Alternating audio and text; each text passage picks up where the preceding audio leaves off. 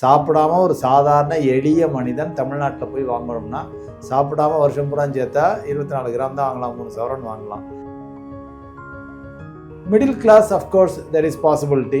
Middle கிளாஸில் வந்து ஒரு மாதம் 5000 ரூபா நான் போடுறேன் அப்படின்னா அவங்க வாட்டுக்கு மெதுவாக ஒரு மாதம் 5000 ரூபாயோ 10,000 ரூபாயோ போட்டுக்கிட்டு இருந்தாங்கன்னா வருஷத்துக்கு வந்து ஒரு சவரன் 1.5 சவரன் வாங்குறேன் இன்றைக்கி உள்ள நிலையில். அப்படியே நான் கிராஜுவலாக ஒரு 10 சவரன்னா ஒரு 6 வருஷத்தில் வாங்குறேன் அப்படின்னு சேமிக்கலாம், பண்ணலாம். இன்வெஸ்ட் பண்ணுறதுக்கு ஒரு பெஸ்ட் வேனா எதை சார் சொல்லுங்கள்? பெட்டர் மெத்தட் வந்து மியூச்சுவல் ஃபண்டுகள் வழங்கக்கூடிய gold fund and gold ETF fund of fund as low as 100 ரூபாயிலேருந்து மாதம் முதலீடு செய்யணும். 10,000 ரூபா 20,000 ரூபா 50,000 ரூபா லட்ச ரூபாய்க்கு நான் உடனே வாங்கணும்னாலும் தாராளமாக அந்த கோல்டு யூனிட்டில் அன்னன்னைக்கு லெவலில் அன்னன்னைக்கு NAVன்னு சொல்லுவோம், நெட் அசெட் வேல்யூன்னு, அன்னைக்கு உள்ள மதிப்பில் அவங்க வாங்கி வச்சுக்கலாம். லாஸ்ட்டு 1 வருஷம் 2 வருஷமாக சும்மா உட்காந்துருந்தாங்கன்னாவே டபுள் ஆயிரும். ஏன்னா ப்ரைஸ் டபுள் ஆயிருச்சு.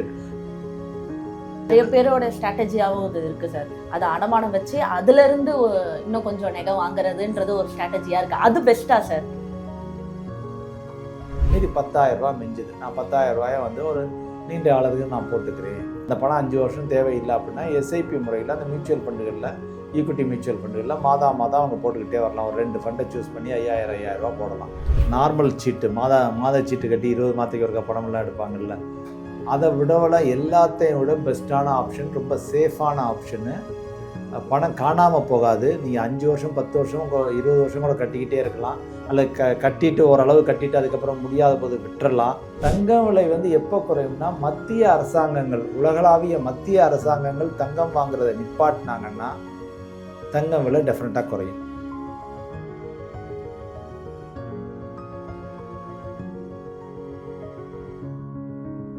வணக்கம் சார். வணக்கம். கோல்டுன்னு எடுத்துக்கிட்டோன்னா வசதி இருக்கவங்க வந்து அது இன்வெஸ்ட்மெண்ட்டாக அதில் வந்து ஸ்பெண்ட் பண்ணுவாங்க. வசதி இல்லாதவங்க பெரும்பாலும் குழந்தைகளுடைய கல்யாணத்துக்கு தான் வந்து சேமிச்சு வைப்பாங்க. இப்போ இருக்க மார்க்கெட் ரேட்டில் ஒரு 10 சவரனோ இல்லைனா ஒரு 15 சவரனோ கோல்டு சேர்க்கறதுக்கு எவ்வளோ டைம் ஆகும் சார்? சம்பாதிக்கிறத பொறுத்து. ஏன்னா ஒரு காலத்தில் வந்து கிராம் 2,500 ரூபாயா இருந்துச்சு. ஒரு காலம்னா நான் சொல்கிறேன் ஒரு 10 வருஷத்துக்கு முன்னால், ரொம்ப தூரமெல்லாம் இல்லை, 10 வருஷத்துக்கு முன்னால் கிராம் 2,500 ரூபா 2,700 ரூபா 800 ரூபா அந்த ரேட்டில் இருந்துச்சு. இன்றைக்கி வந்து பார்த்திங்கன்னா அதுவே வந்து கிராம் 11,900 ரூபாயா இருக்குது. இப்போ அதாவது அபரீதமான கிட்டத்தட்ட 12,000ன்னு வச்சுங்களேன், 96 கிட்டத்தட்ட 96,000 ரூபா சவரன், 95,200 ரூபா எக்ஸாக்டாக சொல்லணும்னா இன்றைக்கி விலை. ஸோ 96,000 ரூபா சவரனில் வந்து ஏழை எளிய மக்களுக்கு வந்து ரொம்ப கஷ்டமாக இருக்கும். அவங்க வேணா இப்போ ஆவரேஜ் சேலரி உங்களுக்கு ஒரு கிராமப்புறங்களில் வந்து ஒரு 500-600 ரூபா கிடைக்குதுன்னு வச்சுங்களேன், 18,000-20,000 ரூபா அவங்க ஒரு மாத சம்பளத்தில் வாங்கணும்னா 1.5 கிராம் 2 கிராம் தான் வாங்கலாம். வருஷம் பூரா சேர்த்தாவே சாப்பிடாம ஒரு சாதாரண எளிய மனிதன் தமிழ்நாட்டில் போய் வாங்கணும்னா சாப்பிடாம வருஷம் பூரா சேர்த்தா 24 கிராம் தான் வாங்கலாம், 3 சவரன் வாங்கலாம். ஒரு குட் திங் என்ன அப்படின்னா தங்கம் வந்து அத்தியாவசிய பொருள் அல்ல. நம்ம எல்லாரும் நினச்சிக்கிறோம்.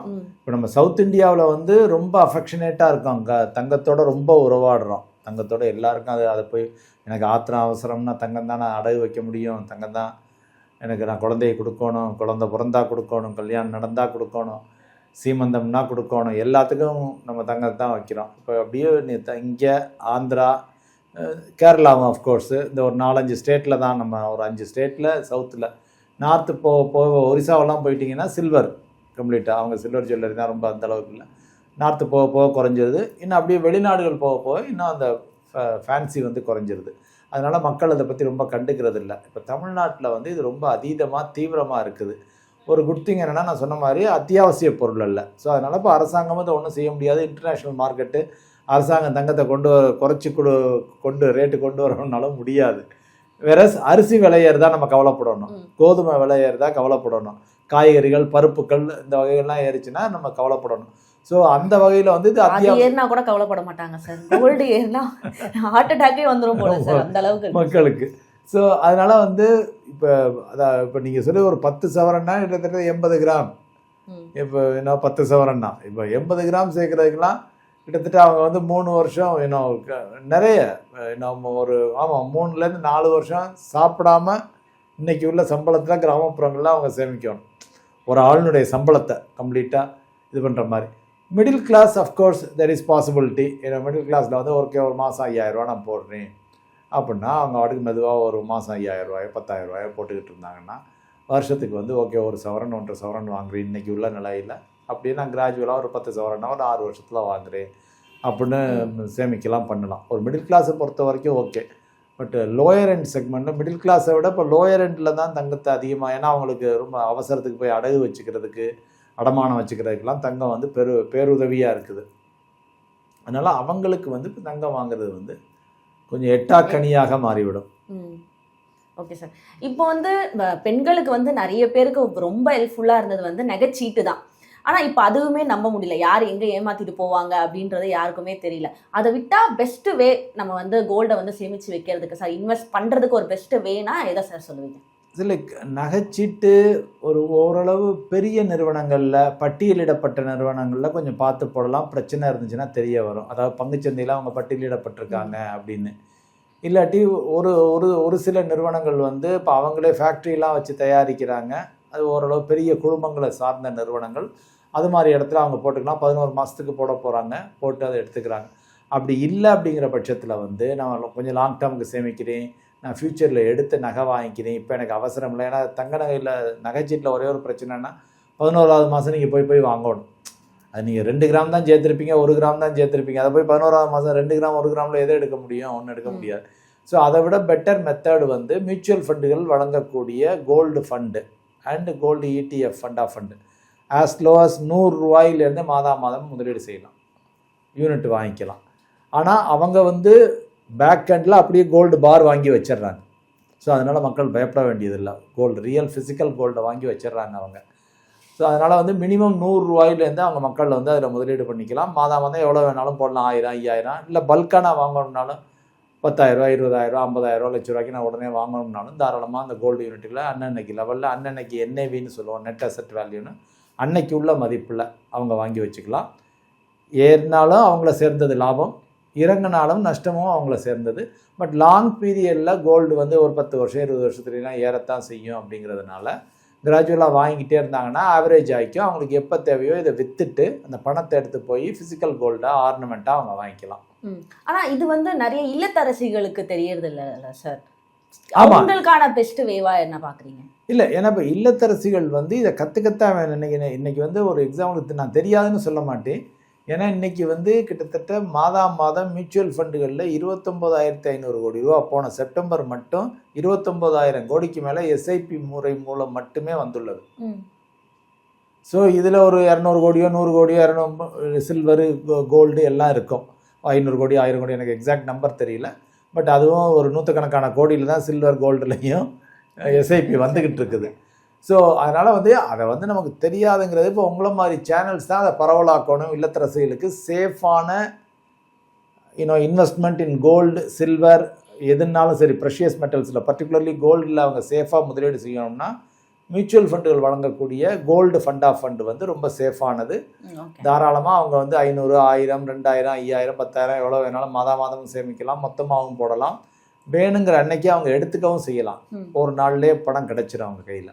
ஓகே. இப்போ ஒரு சில பேர் வந்து நான் வீட்டிலே வந்து ஓரளவுக்கு கோல்டு சேர்த்து வச்சிருக்கேன், ஆனால் அது அப்படியே தான் கிடக்கு, அது டபுள் ஆகணும், டபுள் ஆகிறதுக்கான வழி இருக்கா அப்படின்ற ஒரு யோசனையில் இருக்காங்க. அதுக்கான வழி இருக்கா சார்? இல்லை, இப்போ லாஸ்ட்டு 1 வருஷம் 2 வருஷமாக சும்மா உட்காந்துருந்தாங்கன்னாவே டபுள் ஆயிரும். அது ஏன்னா ப்ரைஸ் டபுள் ஆயிருச்சு. அது அன்னைக்கு 10 கிராம் வந்து நீங்கள் 50,000 ரூபாய்க்கு வாங்கினீங்க, இன்னைக்கு 10 கிராம் 95,000 ரூபா ஆயிடுச்சு, கிட்டத்தட்ட இன்னும் 1 லட்ச ரூபா ஆயிடுச்சு. ஸோ சாரி 10 கிராம்ங்கிறேன், 8 கிராம் வந்து அன்றைக்கி 40,000க்கு வாங்கினாங்க. 5,000 ரூபா 1500 இருந்துச்சு 1 வருஷம் 2 வருஷம் முன்னால். இன்றைக்கி வந்து பார்த்திங்கன்னா அதுவே வந்து இன்னும் 95,000 96,000 ஆயிடுச்சு. ஒரு 2-3 வருஷத்தில் டபுள் ஆயிடுச்சுன்னு வச்சுங்களேன். ஸோ சும்மா வச்சுருந்தாவே போதும். அந்த கோல்டை போய் நிறைய பேர் என்ன பண்ணிடுறாங்கன்னா அடமானம் வைக்கிறேன் அப்படின்னு சொல்லிலாம் வச்சுக்கிச்சு ஏதோ பண்ணுறாங்க. உங்களுக்கு வருமானம் நிறைய பேரோட ஸ்ட்ராட்டஜியாகவும் இது இருக்குது சார். அது அடமானம் வச்சு அதுலேருந்து இன்னும் கொஞ்சம் நகை வாங்குறதுன்றது ஒரு ஸ்ட்ராட்டஜியாக இருக்குது. அது பெஸ்ட்டா சார்? அது பெஸ்ட்டு. எப்போ பெஸ்ட்டுன்னா அவங்க வந்து மாதம் அவங்களுக்கு வருமானம் இருக்குது, அந்த லோனை வந்து என்னால் அடைக்க முடியும் அப்படிங்கையில், ஓகே, திருப்பி செலுத்த முடியும் அந்த லோனை, அதுக்கு எனக்கு பிரச்சனை இல்லை, நான் சம்பாதிக்கிறேன், இந்த வேலைக்கு போகிறேன் அல்லது தொழில் பண்ணுறேன் செய்கிறேன், இப்போ ரேட்டு குறைஞ்சிருக்கு. இப்போ GST குறைக்கையில் டபார்னு கோல்டு ரேட் குறைஞ்சி, இப்போ GST குறையில் யாராச்சும் நான் போய் ஒரு 5 சவரன் வாங்குறோம்னா எடுத்துக்கலாம். இன்னொரு நகையை அடகு வச்சு புது நகை வாங்கிட்டு புது நகையை வாங்கின பிற்பாடு மாதம் அதை கட்டி அந்த லோனை க்ளோஸ் பண்ணிட்டா அது அவங்களுக்கு சொந்தமாயிடும். அது மாதிரி கேப்பபிலிட்டி, திருப்பி செலுத்தும் கேப்பபிலிட்டி உள்ளவங்க, சக்தி உள்ளவங்க லோன் எடுத்து பண்ணுறேன்னா பண்ணிக்கலாம்.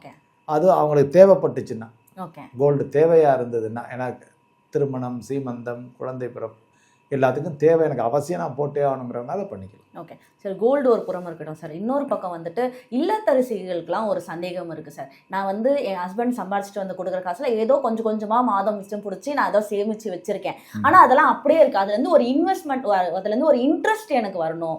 அதுக்கு நான் என்ன பண்ணணுன்ற ஒரு கேள்வி இருக்குது சார். அதுக்கு என்னெல்லாம் பண்ணலாம் சார்? ஜென்ரலாக வந்து பார்த்திங்கன்னா, சாதாரண மக்களுக்கு 4 வகையான முதலீடு. ஒன்று வந்து பங்குச்சந்தை சார்ந்தது, ஈக்விட்டி மியூச்சுவல் ஃபண்ட்ஸ்னு சொல்லுவோம், பங்குச்சந்தை சார்ந்தது. இன்னொன்று வந்து கடன் சந்தை சார்ந்தது, விச் இஸ் டெட்டுன்னு சொல்லுவோம்.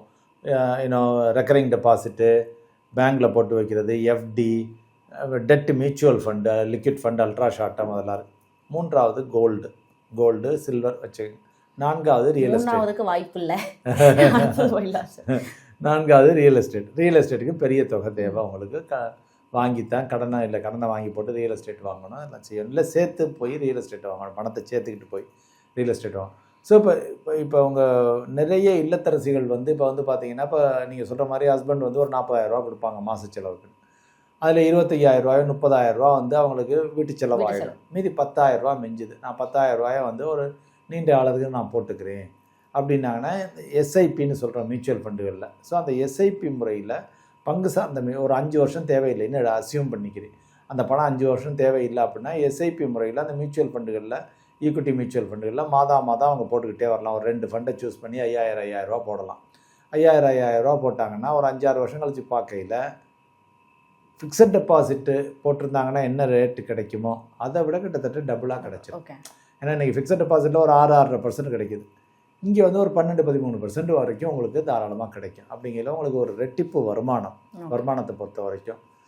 ஸோ இப்போ இந்த எஸ்ஐபிங்கிறது வந்து அவங்களுக்கு வந்து ஒரு காலத்தில் எப்படி பெண்கள் வந்து இப்போ இன்சூரன்ஸ் போட்டாங்களோ, அல்லது சீட்டு கட்டி மாதிரி ரியல் எஸ்டேட் வாங்கினாங்களோ, அல்லது நகைச்சீட்டு கட்டினாங்களோ, அல்லது நார்மல் சீட்டு மாத சீட்டு கட்டி 20 மாதத்துக்கு ஒருக்கா பணமெல்லாம் எடுப்பாங்கள்ல, அதை விடவெல்லாம் எல்லாத்தையும் விட பெஸ்ட்டான ஆப்ஷன், ரொம்ப சேஃபான ஆப்ஷனு.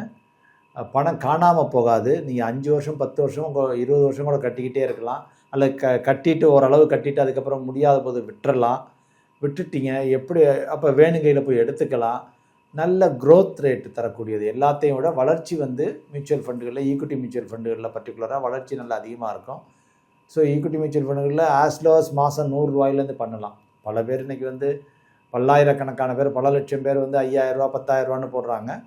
ஸோ அவங்களுக்கு என்ன சர்ப்ளஸ் இருக்கோ, ஒரு லாங் டேர்ம் தேவையில்லாத இந்த பணத்தை போடலாம். மார்க்கெட் ஏற்ற இறக்கம் இருக்கையில் கொஞ்சம் நஷ்டத்தை காமிக்கும் ஆரம்ப காலங்களில். பட் அதுக்கப்புறம் போக நஷ்டங்கள் இதில் இருக்காது, லாபங்கள் தான் அதிகரிக்கும். ஒரு 5 வருஷம் கழித்து பார்த்தாங்கன்னா, நான் 5 வருஷத்துக்கு முன்னால் ஒரு சரியான டெசிஷன் எடுத்தேன் அப்படின்னு தாராளமாக சொல்லுவாங்க. சார் ஃபைனலாக நான் இந்த 2 கேள்வி கேட்கக்கூடாதுன்னே இருந்தேன் சார். ஒன்று வந்து தங்க விலை குறையுமா, இன்னொன்று வந்து இப்போ அதில் இன்வெஸ்ட் பண்ணுறது வந்து சரிதானா அப்படின்றத. பட் வேறு வழியில் கேட்டுதான் ஆகணும், சொல்லுங்கள் சார். இல்லை, தங்கம் விலை வந்து எப்போ குறையும்னு சொல்லிடுது. தங்கம் விலை வந்து எப்போ குறையும்னா, மத்திய அரசாங்கங்கள், உலகளாவிய மத்திய அரசாங்கங்கள் தங்கம் வாங்குறதை நிப்பாட்டினாங்கன்னா தங்கம் விலை டெஃபினட்டாக குறையும். ஏன்னா இப்போ உலக அளவில் தங்கத்தினுடைய ப்ரொடக்ஷன், சுரங்கத்திலேருந்து உற்பத்தி வந்து வருஷத்துக்கு உலகம் முழுவதும் சேர்த்து 3,300 டன். அந்த 3,300 டன்னில் கடந்த 3 வருஷமாக ஒவ்வொரு ஆண்டும் மத்திய அரசாங்கங்கள் 1000 டன்னை விலைக்கு வாங்கிடுறாங்க. ஒரு 5 வருஷத்துக்கு முன்னால் இந்த சிச்சுவேஷன் கிடையாது. 3,300 டன் ப்ரொடக்ஷன் ஆகுதுன்னா எல்லாமே வாடிக்கையாளர்கள், கன்சியூமர்ஸ் தான் நுகர்வோர் தான் வாங்குவாங்க. இப்போ இந்த புது அனிமல் மத்திய அரசாங்கங்கள், இந்தியாவினுடைய ரிசர்வ் பேங்க் ஆஃப் இந்தியா உட்பட நம்ம ஆர்பிஐயும் வாங்குறாங்க. நம்ம ஆர்பிஐ வாங்குறாங்க, சைனா கவர்மெண்ட் வாங்குது, டர்க்கி கவர்மெண்ட் வாங்குறாங்க, கத்தார் கவர்மெண்ட் வாங்குறாங்க, சவுதி அரேபியா, கசகஸ்தான், இது மாதிரி பல நாடுகளும் வாங்க ஆரம்பிச்சிட்டாங்க. ஸோ அவங்க ஆரம்பிக்கல, அவங்க வந்து bulk dealer, bulk purchaser. So அவங்க போய் பல்காக வாங்கத்தான் அந்த விலை ஏறிக்கிட்டே இருக்குது. அதுக்கு காரணம் என்ன? அமெரிக்கா வந்து ரஷ்யாவை ஏமாற்றியது. சில வருடங்கள் முன்னால் ரஷ்யா வந்து தங்களுடைய முதலீடை பூரா அமெரிக்க டாலரில் அமெரிக்கா பாண்டு வாங்கி வச்சுருந்தாங்க கிட்டத்தட்ட $300 பில்லியன். அந்த $300 பில்லியன் அமெரிக்கா கன்ஃபிஸ்கேட் பண்ணிருச்சு. நான் ரஷ்யாவுக்கு தரமாட்டேன், ஏன்னா நீங்கள் உக்ரைனுக்கு எதிர்த்து போர் தொடுத்துட்டீங்க. ஸோ அந்த அந்த $300 பில்லியன் வரக்கூடிய வட்டி வருமானத்தை வந்து நான் உக்ரைனுக்கு கொடுக்குறேன். உக்ரைனுக்கு நாங்கள் ஆர்ம்ஸ் சப்ளை பண்ணுறோம். ஆர்ம்ஸ் சப்ளை பண்ணுறதுக்கு நாங்கள் அந்த வட்டியை யூஸ் பண்ணிக்கிறோம் அப்படிங்கிற மாதிரி கன்ஃபிஸ்கேட் பண்ணிட்டாங்க. அது வந்து அமெரிக்காவில் இது வரைக்கும் நடந்ததே கிடையாது. இது வந்து கான்ட்ராக்டை வந்து மீறுறது. அந்த கான்ட்ராக்டை மீறிட்டாங்க. அதனால அமெரிக்கா மேல் இருந்த நம்பிக்கை பல நாடுகளுக்கும் போய்விட்டது. அப்போ அவங்களுக்கு ஆல்டர்னேட் என்ன? கோல்டு தான். ஸோ நான் அமெரிக்கன் டாலர்லேயும் வச்சுருக்கேன், பட் கொஞ்சம் கொஞ்சமாக நான் என்னுடைய கோல்டு ரிசர்வை ஏற்றிக்கிறேன் அப்படின்னு சொல்லிட்டு கோல்டு ரிசர்வில் சென்ட்ரல் வங்கிகள் பூரா முதலீடு பண்ண. ஸோ இவங்க இந்த மத்திய அரசாங்கங்கள் வாங்கி கொண்டே இருக்கிற வரைக்கும் இந்த விலை ஏறிக்கிட்டே இருக்கும். ஒரு இன்னும் கிரைஸ்ட் வுட்டுன்னு ஒருத்தர் இருக்கார், ஜெஃப்ரீஸ்ங்கிற ஒரு நிறுவனத்தில் அவர் போர்ட்ஃபோலியோ மேனேஜராக இருக்கார். அவர் கொடுத்துருக்க டார்கெட் படி பார்த்தோம்னா அவர் வந்து அவுன்ஸ் $6,600 போகும்னு சொல்கிறாரு பீக்குக்கு. அதை நம்ம கால்குலேட் பண்ணி நம்ம 22 கேரட்டுக்கு பார்த்தோம்னா கிட்டத்தட்ட $1,51,000 சவரன் வரும். ஸோ இப்போ $95,000. அவர் சொல்கிறபடி $1,51,000 போகும் அப்படின்னு. இங்கேருந்து இன்னொரு 50% 60% ஏறுங்கிற மாதிரி சொல்லியிருக்காரு. ஸோ இடையில சர்க்கிள்கள் வரும், நான் இல்லைன்னு சொல்லலை. பட் இது அவர் ஒரு டார்கெட், அது உண்மையாகலாம் பொய்க்கலாம், எது வேணாலும் இருக்கலாம், அது ஒரு டார்கெட் கொடுத்துருக்காரு. பட் நம்ம சொல்கிறது வந்து இந்த மத்திய அரசாங்கங்கள் வாங்குறதை நிப்பாட்டினாங்கன்னா டெஃபினட்டாக விலை குறையும். பட் மத்திய அரசாங்கங்கள் எப்போ அதை வாங்குறதை நிப்பாட்டுவாங்க, எதுக்காக வாங்குறதை நிப்பாட்டுவாங்க? ப்ராபப்ளி அனதர் டாலர் போன்ற இன்னொரு கரன்சி அவங்களுக்கு முதலீடு செய்ய கிடச்சிச்சின்னா வாங்குறதை நிப்பாட்டுவாங்க. ஸோ அது எப்போ எவ்வளோ தூரத்தில் இருக்குது யாருக்கும் தெரியாது. அல்லது இந்த உலகளாவிய பிரச்சனைகள், டரிஃப் பண்ணுற ட்ரேட் வாரு, இந்த இஷ்யூஸ்லாம் கொஞ்சம் கொஞ்சம் குறையில, அப்பப்போ கொஞ்சம் விலை குறையும். இப்போ பாலஸ்தீன் நின்றுச்சு, பாலஸ்தீன் இஸ்ரேல் நின்றுச்சு. ரஷ்யா உக்ரைன் நின்றுச்சுன்னா அது ஒரு இன்னும் கொஞ்சம் பாசிட்டிவாக இருக்கும் கோல்டு விலை குறையிறதுக்கு. அது தவிர மத்திய அரசாங்கங்கள் வாங்குறதை நிப்பாட்ட வேண்டும். அது இப்போ யாருக்குமே எப்போ வாங்குறத நிப்பாட்டுவாங்கன்னு தெரியாது. டில் தென் தங்கம் விலை உயர்ந்து கொண்டு இருக்கலாம் அப்படிங்கிறது என்னுடைய கருத்து. Thank you sir. தேங்க்யூ.